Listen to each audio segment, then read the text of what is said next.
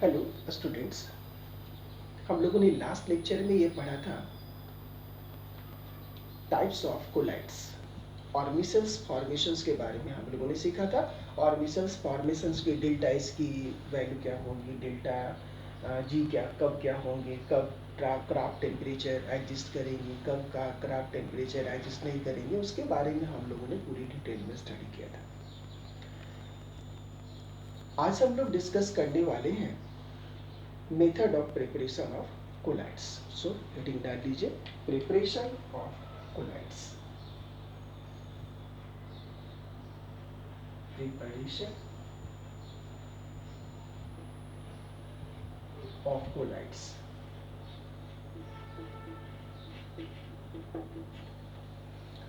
Generally हम लोग preparations lyophilic and lyophobic colloids के बारे में पढ़ेंगे।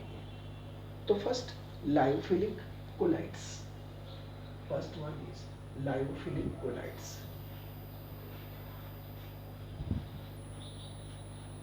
Lyophilic collides.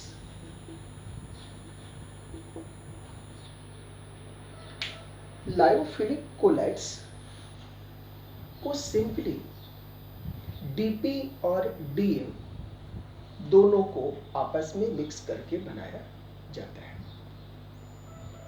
थोड़ा डीएम को हीट कर देते हैं, फिर उसमें डीपी ऐड करते हैं, उसको मिक्स करते हैं, तो सिंपली लायोफिलिक कोलाइड्स बन जाते हैं। जैसे आप घर में देखते होंगे गम बनाना होता है तो वाटर लेते हैं, वाटर को थोड़ा हल्का हीट करते हैं, उसमें आटा को मिला देते हैं, मिक्स कर देते हैं, तो गम बन जाता है।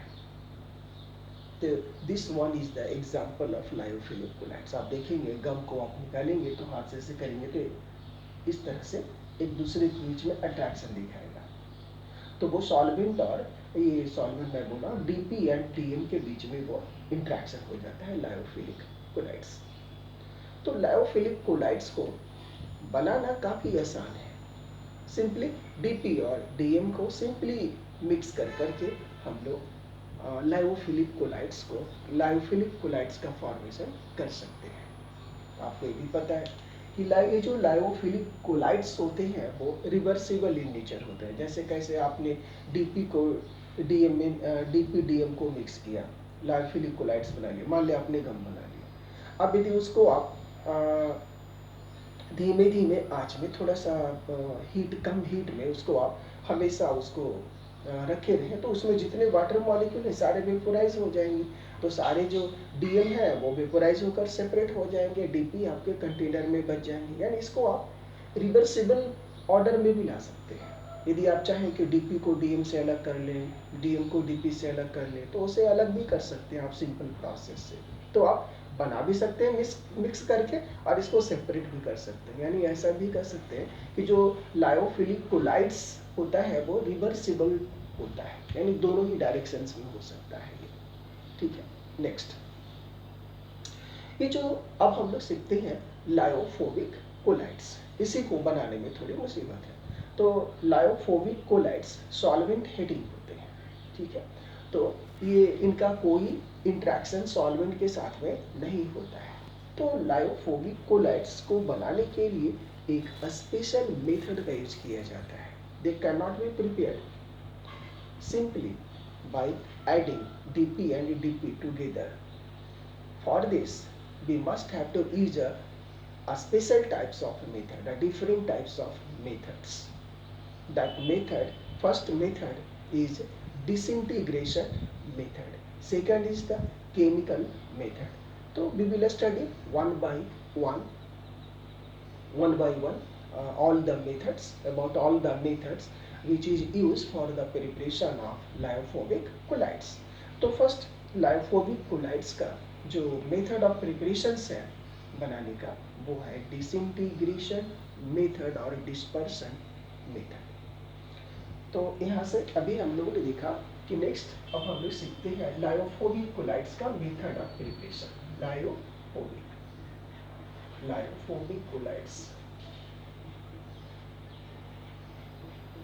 लायोफोबिक कोलाइड्स, लायोफोबिक कोलाइड्स को ठीक है। इसके जो प्रिपरेशन है उसको क्या बनाता है, डिसइंटीग्रेशन। फर्स्ट मेथड है डिसइंटीग्रेशन, डिसइंटीग्रेशन और डिस्पर्शन मेथड, डिस्पर्शन मेथड।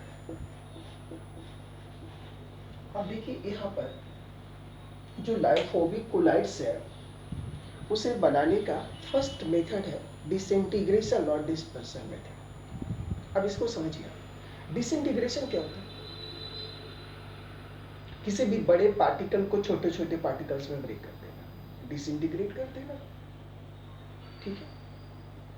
तो जब कोलाइड का कोई हमारे पास बड़े पार्टिकल्स है, ठीक है, अब उसको छोटे छोटे पार्टिकल्स में हमने ब्रेक कर दिया, और ब्रेक होने के बाद वो जो पार्टिकल्स हमने ब्रेक किया है उसका साइज 1 नैनोमीटर से 1000 नैनोमीटर के रेंज में है, तो वो तो कोलाइड में आ गया ना। तो हम लोगों ने बड़े पार्टिकल्स को ब्रेक करके कोलाइड पार्टिकल्स जो बनाने की जो मेथड्स है दैट इज कॉल्ड डिसइंटीग्रेशन और डिस्पर्शन मेथड। लेकिन बड़े पार्टिकल को कोलाइड पार्टिकल्स में डिसइंटीग्रेट करने के लिए अलग अलग प्रोसेस यूज किए जाते हैं। जैसे कभी कभी बॉल मिल, कोलाइडल मिल का यूज किया जाता है, ठीक है। कभी कभी इलेक्ट्रो डिसइंटीग्रेशन किया जाता है, कभी कभी ऑर्बिपेप्टाइजेशन का प्रोसेस किया जाता है। तो कौन सी मेथड हम यूज कर रहे हैं उसके अकॉर्डिंग इसको अलग अलग पार्ट्स में बांटा जा सकता है। तो फर्स्ट हम लोग देखते हैं इसका मैकेनिकल डिसइंटीग्रेशन मेथड। तो डिसइंटीग्रेट करने का यानी इसको ब्रेक करने का कोलाइडल पार्टिकल्स में फर्स्ट मेथड है मैकेनिकल डिसइंटीग्रेशन। सबसे फर्स्ट पॉइंट मैकेनिकल डिसइंटीग्रेशन। ये मैकेनिकल डिसइंटीग्रेशन क्या है, जैसे आपने देखा होगा अपने आसपास कि गेहूं आप मिल में आटे बनाने के लिए ले जाते हैं, ठीक है। गेहूं पिसा के गेहूं को आप मिल में आटे बनाने के लिए ले जाते हैं, तो क्या करता है, गेहूं का साइज पार्टिकल साइज बड़ा होता है, उसको वो क्या करता है मिल में डालता है, उसको घर घूम करके जो है ना वो छोटे छोटे पार्टिकल्स में उसको चेंज कर देते हैं, तो उसको बोलते हैं मिल। और ये एक ऐसा मिल है जिसमें वो पार्टिकल्स को, बिग पार्टिकल्स को तो ब्रेक करता है, लेकिन वो साइज ब्रेक करने के बाद जो मिलता है वो कोलाइडल रेंज का मिलता है, यानी 1 नैनोमीटर से 1000 नैनोमीटर के बीच का उसका साइज होता है। तो ऐसे मील को कोलाइडल मील कहते हैं, ठीक है। तो बड़े पार्टिकल को ब्रेक करके कोलाइडल पार्टिकल्स में तब्दील करने के लिए जो मील यूज किया गया उसको बोलते हैं कोलाइडल मील, कोलाइडल मील। अब एक तो हम लोग कोलाइडल मील का यूज करते हैं, एक दूसरा होता है बॉल मील।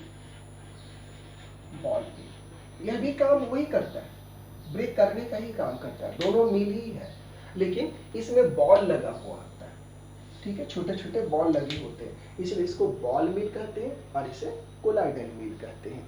यानी कि हम लोग क्या करते हैं कि मैकेनिकल डिसइंटीग्रेशन करने के लिए मील का यूज करते हैं, ठीक है। और उस मील में बड़े पार्टिकल्स को हम लोग डालते हैं और मील क्या करता है उसको छोटे छोटे पार्टिकल्स में ब्रेक कर करके डिसइंटीग्रेट करके हमें दे देता है, और उसका जो साइज होता है वो कोलाइडल रेंज का होता है, इसलिए उसको हम लोग कोलाइडल मील भी कहते हैं। और जब इसमें मील तो कोलाइडल ही है, लेकिन बॉल आप यूज करेंगे तो उसे बॉल मील कहेंगे। नेक्स्ट मेथड है electro disintegration method. Next method electro disintegration method. Generally इस मेथड का यूज मेटालिक कोलाइड्स बनाने के लिए किया जाता है। जैसे मान लीजिए गोल्ड सॉल्ट बनाना है, ठीक है, तो इस मेथड का यूज करेंगे मेटल कोलाइड्स बनाने के लिए। अब इसको कोलाइड्स को बनाने के लिए क्या करते हैं, एक बड़ा सा कंटेनर लेते हैं और इस कंटेनर में आइस के बड़े बड़े पीसेस लेते हैं।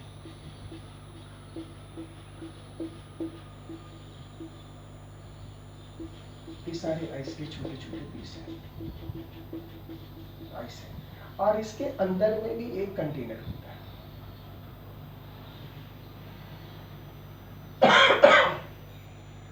जो आइस के अंदर में रखा होता है, और इस कंटेनर में हम लोग एक सॉल्वेंट लेते हैं। ये सॉल्वेंट हम लोग लेते हैं जो कि डीएम का काम करेगा। यहाँ काम करेगा डीएम का, डिस्पर्सन मीडियम का। लेकिन ये जो सॉल्वेंट है वो कोई भी सॉल्वेंट नहीं लेना होता, ये सुटेबल सॉल्वेंट लिया जाता है। अब ये सुटेबल का मीनिंग क्या होगा? सुटेबल सॉल्वेंट का मीनिंग क्या होगा? सुटेबल सॉल्वेंट का मीनिंग हुआ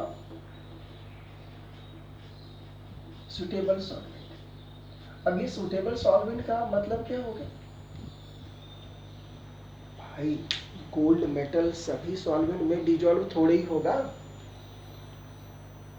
तो ऐसा सॉल्वेंट का सिलेक्शन किया जाता है। जैसे यदि हमें गोल्ड सॉल्व बनाना है तो ऐसा सॉल्वेंट का सिलेक्शन किया जाता है कि जिस सॉल्वेंट में, जिस डीएम में वह गोल्ड पार्टिकल्स डिजॉल्व हो सके, तो हमें सुटेबल सॉल्वेंट लेना होगा। ठीक है, यहाँ पर हम लोगों ने सुटेबल सॉल्वेंट लिया। अब इसमें क्या करते हैं कि जिस मेटल का हमें कोलाइड्स बनाना रहता है उसका रॉड ले लेते हैं। ठीक है, उस मेटल का रॉड ले लेते हैं, मान लेते हैं हम लोग ये 2 रॉड ले लेते हैं। ठीक है, और एक को इलेक्ट्रिक की पॉजिटिव पोल से और दूसरे को इलेक्ट्रिक की नेगेटिव पोल से कनेक्ट कर देते हैं और यहाँ पर स्पार्किंग कराते हैं। ठीक है, अब जब यहाँ पर क्या करा है आपने? स्पार्किंग। तो जब आप यहाँ स्पार्किंग कराते हो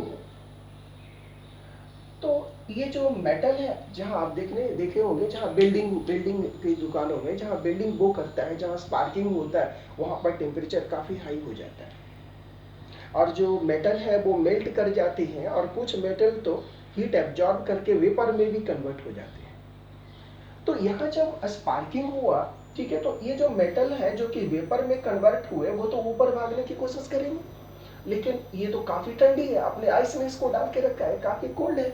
तो कुछ जो मेटल पार्टिकल्स जो वेपर फेज में गए, ठीक है, पहले डिसइंटीग्रेट हुए, ठीक है, अब बाद में वो क्या हो गए कि कंडेंस्ड होकर के, ये तो सुटेबल सॉल्वेंट आपने नहीं रखा है, इसमें वो डिजॉल्व होकर के रह जाता है, इसमें ये मिक्स हो जाते हैं।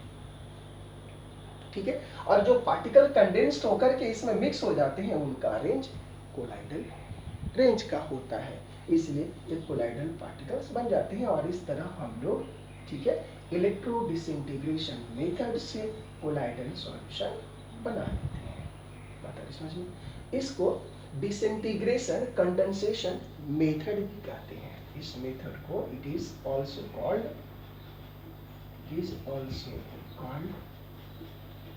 disintegration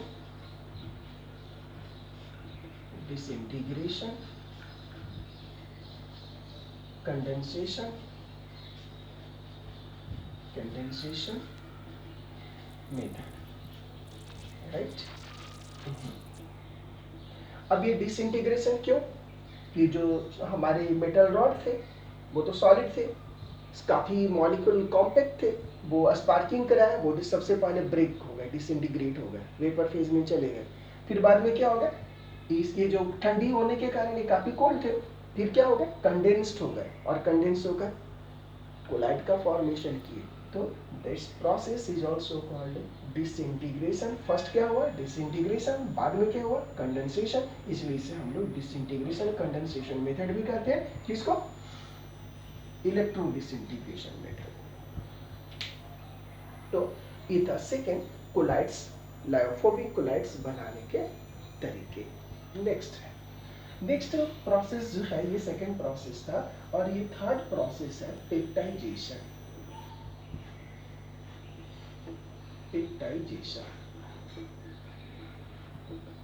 अब ये पेप्टाइजेशन क्या है? देखिए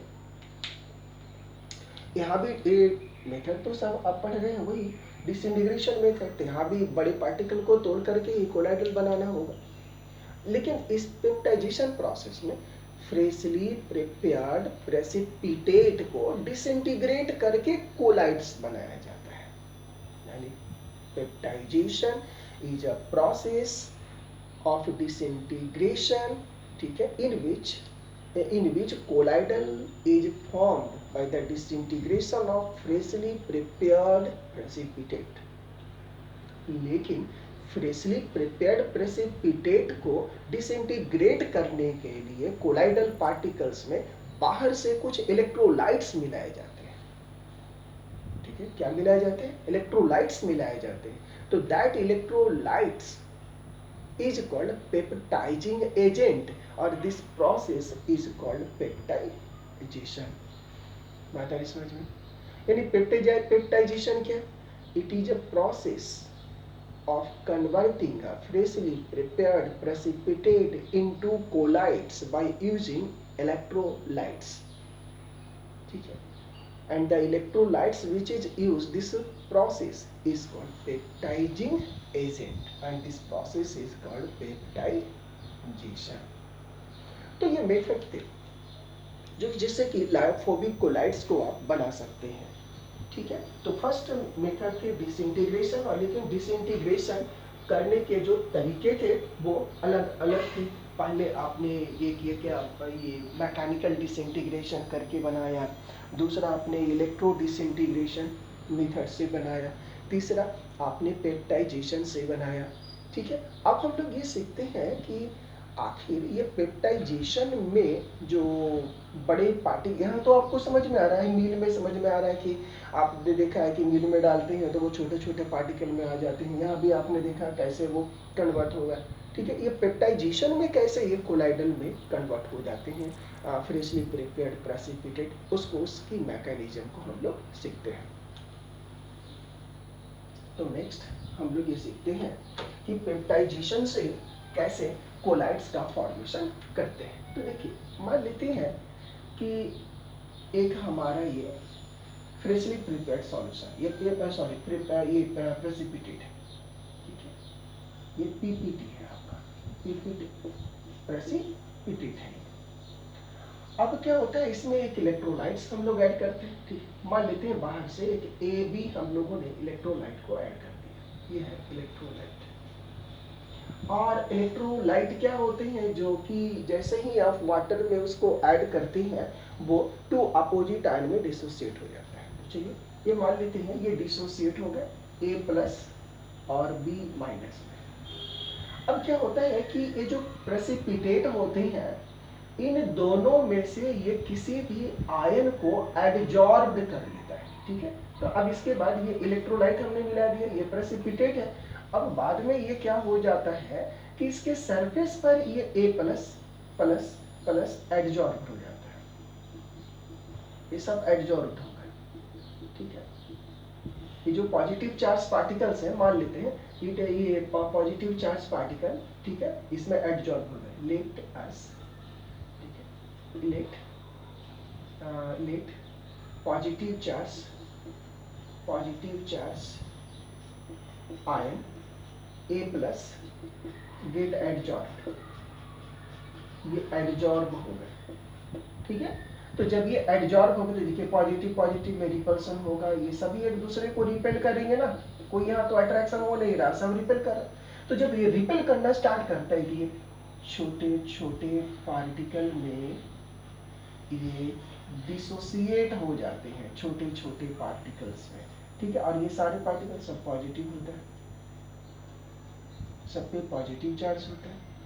देखिए, हम लोगों ने ये पढ़ा था पहले कि जो लायोफोबिक कोलाइड्स है वो चार्ज होता है। ठीक है, और सिमिलर चार्ज होने के कारण वो अस्टेबल होता है, जबकि जो लायोफिलिक कोलाइड्स होते हैं वो एक्सेसिव सॉल्वेशन के कारण वो अस्टेबल होते हैं। याद कीजिए, जब हम लोगों ने लायोफिलिक और लायोफोबिक कोलाइड्स अभी देखिए सब चार्ज हो गए और इनका जो ये सारे कोलाइड्स हैं, इसलिए कि इनका जो साइज होता है 1 नैनोमीटर से 1000 नैनोमीटर के रेंज का होता है। तो ये कोलाइड्स बन गए। और ये कैसे कोलाइड्स आप बना रहे? Lyophobic colloids. तो हम लोग कह सकते हैं लायोफोबिक कोलाइड्स भी चार्ज्ड होते हैं।